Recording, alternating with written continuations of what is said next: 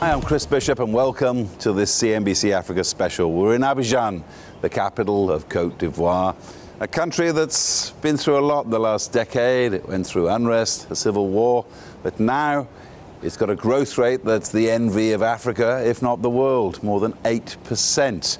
Now we're here for the European Union Africa Forum, a place where issues are being talked about on how to funnel private investment into Africa.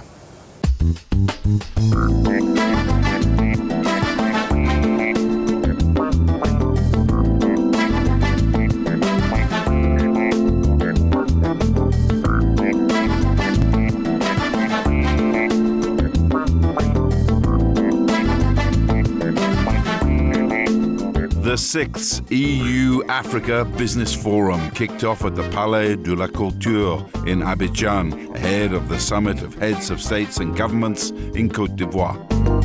The theme this year, investing in job creation for youth. Leaders from Africa and Europe have their work cut out for them as they explore ways to get Africa's young population to work. The emphasis on investing in job creation for the youth, and especially women, is key to driving inclusive growth and development for Africa. And this was the focus of the high-level panel at the forum. We all agree that we need to create in Africa substantial millions of jobs, sustainable, decent, more than decent actually, sustainable, as a part of, let's say, a growth in Africa, which is generating also jobs, which is not so evident because also in Europe there is growth, but this growth is not generating jobs. So we have, let's say, commonalities. Therefore, first things, to be partner in sharing, analyzing, and identifying some, let's say, common solution. It's not just a question of transfer of money. It's a question of designing together what are the relationship between the two neighbors, Europe and Africa. So we have a major job crisis in Africa today. And so what we've got to really realize is that if we fix that particular problem, we will actually have a faster economic growth on the continent. Africa will grow by additional 10 to 20% in terms of its GDP if we are able to reduce the amount of unemployment that we have in Africa today. If we stop trying and thinking and talking about how we're going to empower the extraordinary talent, the human capital that Africa has, which the rest of the world is going to need, what happens if we actually stop talking and trying and start doing? And in fact, we often associate youth employment, and sustainable growth as almost the key essential elements that we need to fight poverty. Now, you know, poverty is the key objective of the EBI. It is the SDG #1. It is written in the Cote, which is driving a number of other products that we lay out. So it is behind what we do. And when we mean job, we mean real job, real employment, of course. We don't mean underemployment. We don't mean unproductive employment, but we mean growth. We have to redefine together, and this is the purpose of this business forum, with the business, with the youth, with the institution, which is the most conducive environment in order to change the way of doing our common challenge in creating jobs. Therefore, an amount of money is there, a method is there, an experience is there, in order to de-risk, in order to think together, in order to reform also. The three elements are strictly linked. Well, at this conference, investment to many people living here in Cote d'Ivoire, it's just a word. What it's all about is wealth creation and job creation. There's a large, young, educated population in Africa that don't have jobs. And that's what this conference is all about. You have a lot of young people in rural areas that have nothing to do. Massive amount of youth unemployment. And when you look at terrorism in Africa today, the reason you have a lot of terrorism in Africa in many places is what I call a disaster triangle. So what do I mean by that? That means that in any area that you have these three factors, you got them operating as terrorism. First, extreme rural poverty. Second, you have high level of unemployment among the youth. And all the areas where you have climate and environmental degradation, they form themselves into this disaster triangle. And so really, if we do not address very fast the issue of youth unemployment, we're going to have social, economic, political fragility all across African countries. I mean, the youth must take in their hand their destiny. Start-up financing, small and medium enterprises. You know, we set up with the African Development Bank this Boost Africa project, which is precisely a way to de-risk not the big investment, but to de-risk the ideas which in other parts of the world were born in a garage and then turned to be big business like Facebook and others. You know, there's a lot of garage here in Africa where ideas are also growing up. Let's give them the mean in order to turn that into business. We are doing this, and therefore we are trying to involve everybody. If this is decided just by a government, this will never happen. What we are facing is how to bring together not only the financing side, but also the capacity building element. And for this, what we need to do is engage with the governments. It is in that partnership with the governments and then bringing the private sector and finance that we will succeed. The challenge is that 40% of African people are young. And we have to make some steps to find jobs for these people. And you have two ways. Either you create companies to create jobs, either you make those people become entrepreneurs, because not everyone will be a salary. It's impossible. We have too much people to employ. So in this field, what is important for Africa? Africa does not transform much.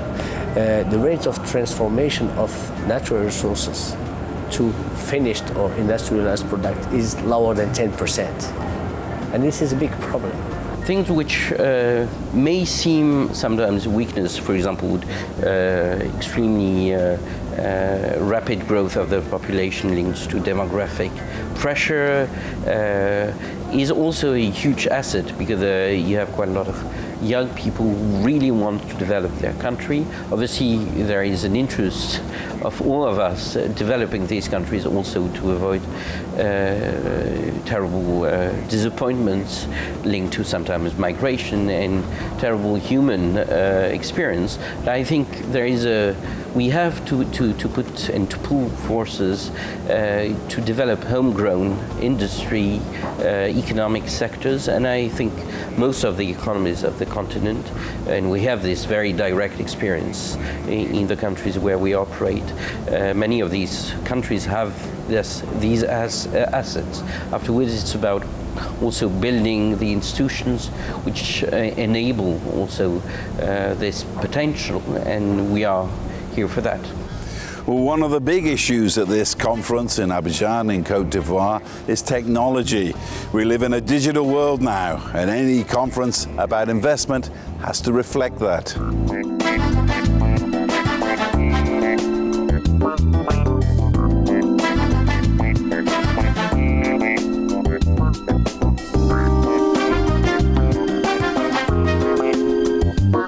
I'm impressed to see so many very promising startups from African countries, from the European Union together.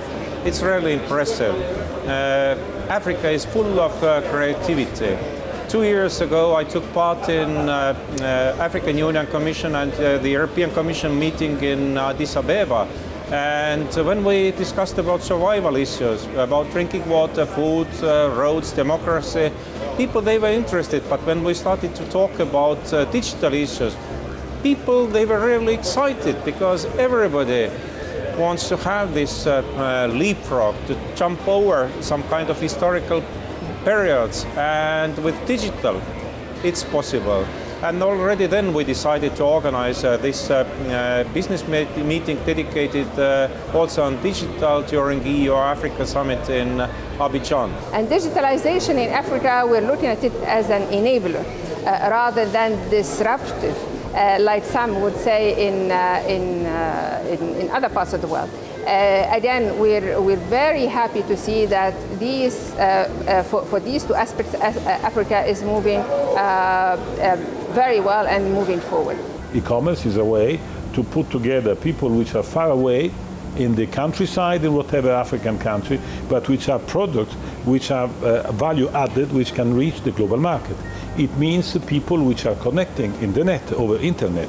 It means the possibility to have health services which are done through internet. So it's not necessarily the fact to employ people in managing a project, but the number of people which are reached and therefore can then generate economic activity which are based to the services which are supplied by digital application is much used.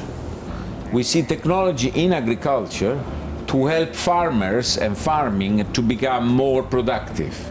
We see IT in rural electrification as a way to charge people with mobile phones in order to get the electricity connections switch on and off. We see at IST pervasive in urban investments for the management of public services and so forth. So indeed, IST is a big cross-cutting sector. We frankly see a lot of jobs developing in agriculture and agro value chain. We have to get out from this trap of commodities.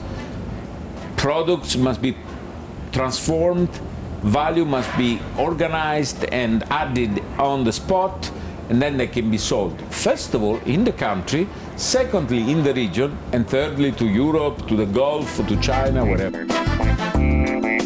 The Startup Fair was the digital centerpiece of the forum. The European Union selected 135 promising startups from Africa and the EU to showcase their technology and services to investors. The Africa-EU Youth Lab, a modern think tank launched by the German Federal Ministry of Economic Cooperation and Development, aims to bring the best ideas from both continents to jointly develop concrete recommendations to the planned EU-Africa Startup Manifesto and the final declaration of the AU-EU Summit. Stay tuned. After the break, we'll be looking at young, bright African entrepreneurs, how investment can change their lives.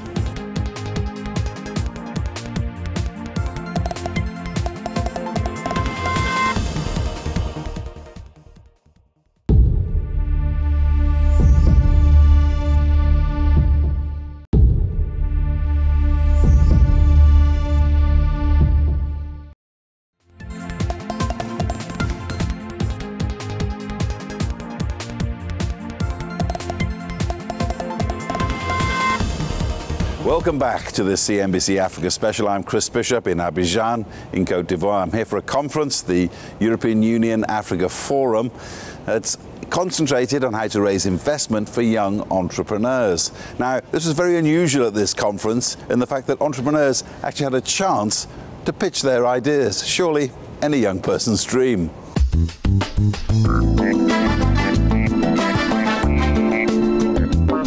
LifeBank helps hospitals find the essential medical products they need. So the first thing we do is get blood suppliers to list their product on our digital platform. Then we deploy this information, the supply information, to the hands of the hospital, and we help them save lives, save time, and save money. We also move the blood to them in the right condition in 15 minutes in Lagos, and we also maintain the cold chain of the product while we're moving it. One of the largest killer of women on the continent, actually in the developing world in general, is something called postpartum hemorrhage. Basically, a mom gives birth and then she starts bleeding, and she bleeds and bleeds and dies, and she can't find it. And if she doesn't find the blood she needs to replace the blood she's lost, she's going to die. So that's a problem. That's one of the biggest problems we're trying to solve, to ensure that when people in the hospitals need blood, they can get it. Volcano is based in Senegal. What we do is that we teach people technology. We do it in two ways. We teach them in our offices, but the second most innovative way is that we teach them offline. We have developed a tool that allows them to get training in technology without internet. Basically, you have three products. You have the software, you have a USB key, and you have a box that allows them to get all the content that we developed offline.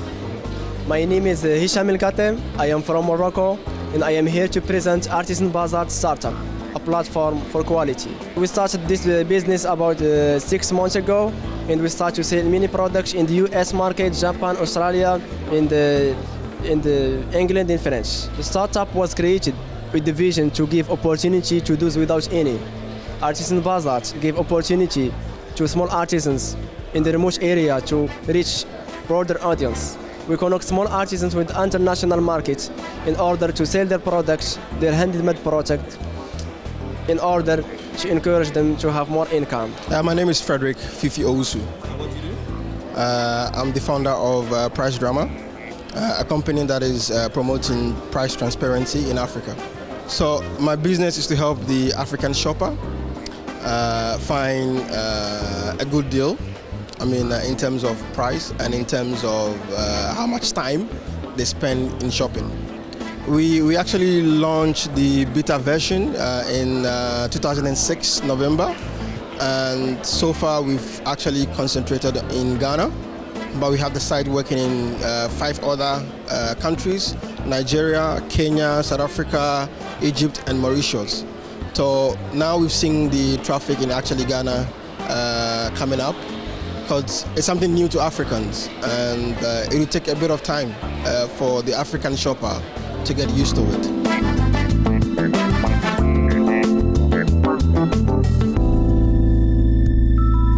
The External Investment Plan is at the heart of the European Commission's engagement with Africa in a bid to promote inclusive growth, job creation and sustainable development. The ambitious plan aims to leverage over 44 billion euros of investment into Africa by 2020, with a 4.1 billion euro contribution from the European Commission. So what is this plan and what is the progress so far? Well, we got it. We got it. The Parliament gave its agreement in July, as I promised to you. In September, we got the signature and everything. So the bill, in fact, the regulation of the European Union was approved on 27 September. The following day, because we do overlap, you know, we try to catch on time. The following day, we had the first strategic meeting, which approved the big strategic direction of the plan.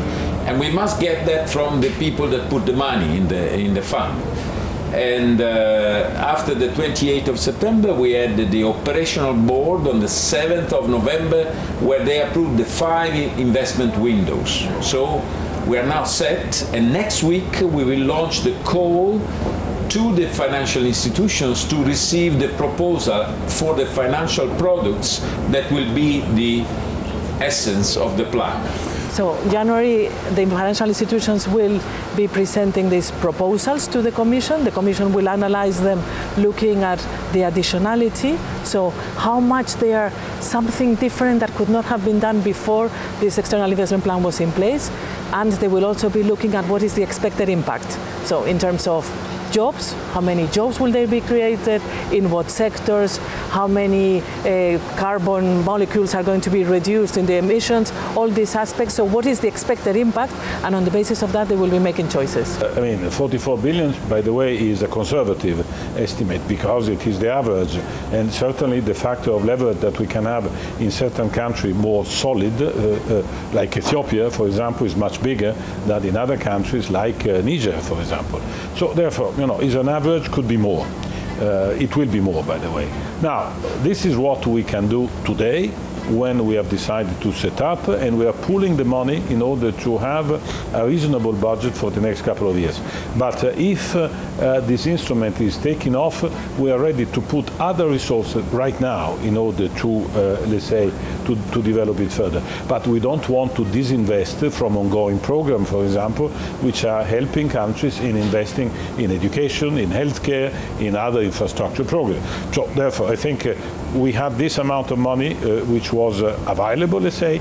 We are ready to increase it, but let's first do it and spend it rightly, and then we'll see how we can do it.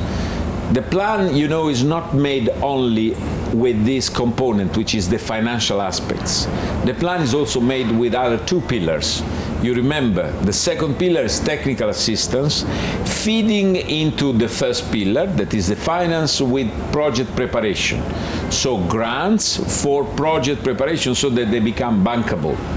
And on the other side, this technical assistance is also deployed in order to make policy for investments conducive.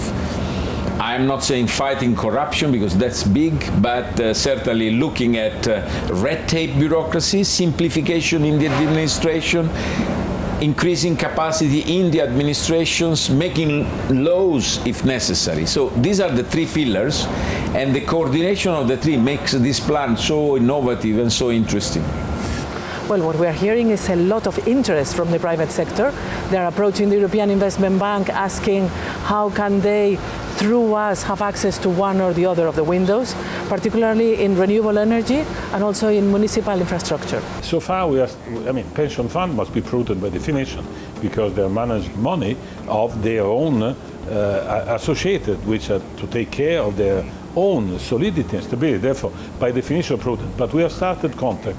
They're starting being interested. Therefore, we will see after the first, let's say, portfolios, how this can develop.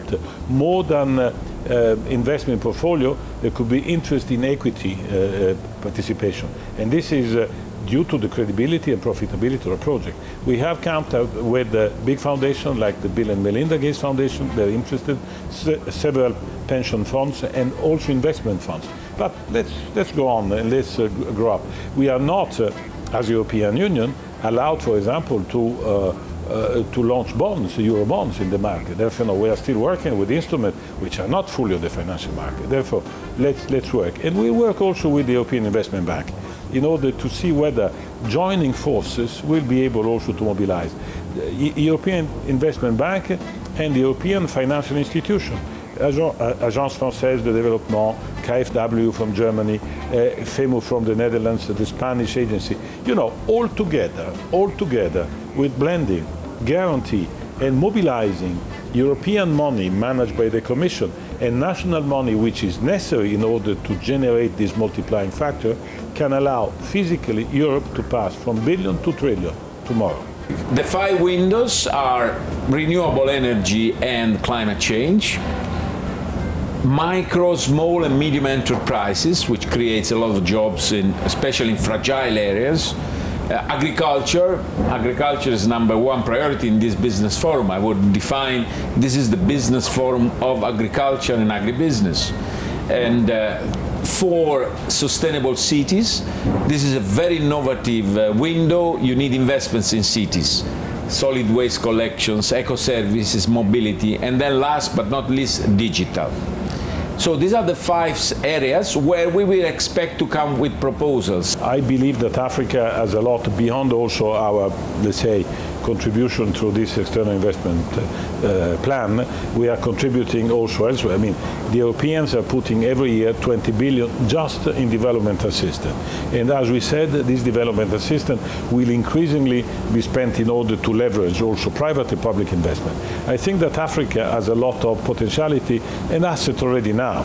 So I'm optimistic because I think there is also a youth which is aware of all this. Let's help in liberating this. Then let's see in 5 years, not only because of this plan, but because of a different way from the Africans to take in hand their destiny. And also to tell all those which are willing to help Africa to do what Africa needs, and not to be just listening to what big donors or big partners are willing to do. So in this balance, I think I'm fairly optimistic in 5 years that we can do better.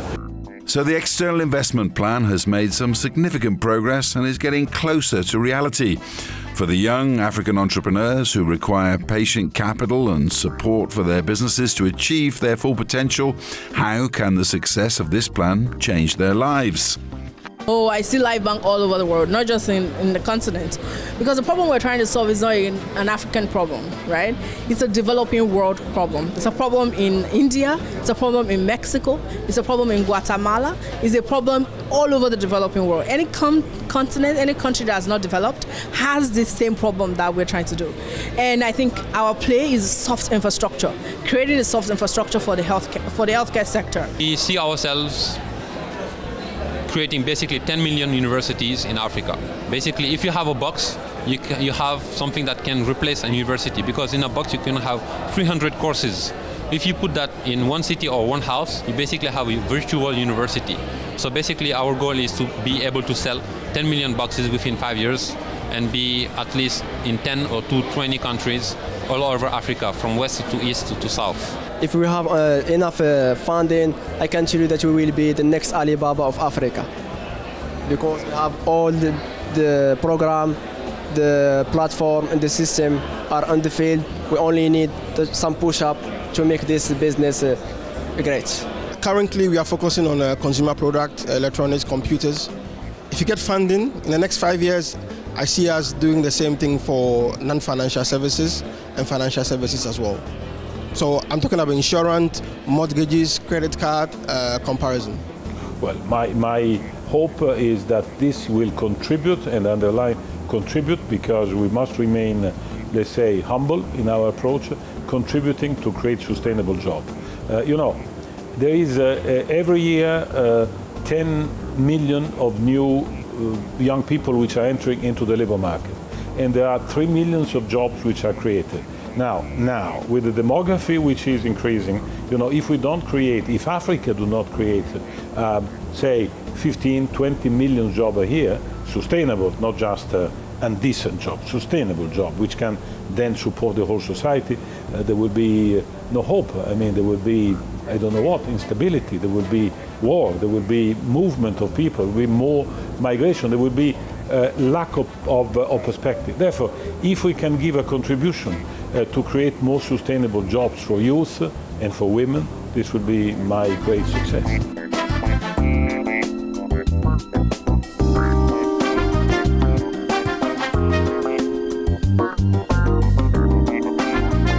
That's all we've got time for on this CNBC Africa special in Abidjan in Cote d'Ivoire. From me, Chris Bishop, it's goodbye.